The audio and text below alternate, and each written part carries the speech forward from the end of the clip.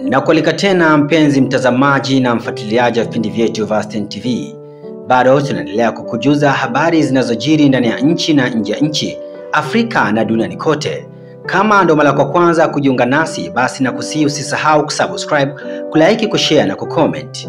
Serikali imetenga shilingi bilioni 66.57 kwa ajili ya kujenga matundu 28,580 ya vyoo katika shule za msingi na sekondari.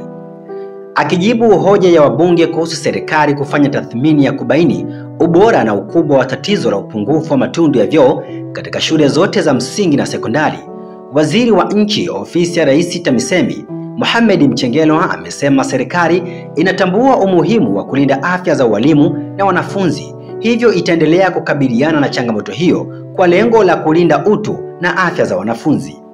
Amesema sensa ya elimu msingi ya mwaka 2024 inaonyesha mahitaji ya matundu ya vyoo katika shule za msingi ni 429,599, wakati yaliyopo ni matundu 240,320, hivyo kuwa na upungufu wa matundu 189,279 na kufanya wastani wa uwiano kwa wavulana ni 1.47 badala ya 1.25 unaohitajika kwa wavulana, na kwa wasichana 1.43 badala ya 1.20. Endelea kutufuatilia kupitia mitandao yetu mbalimbali ya kijamii, Stein TV_TZ. Msomaji wako ni mimi Ikram Hussein.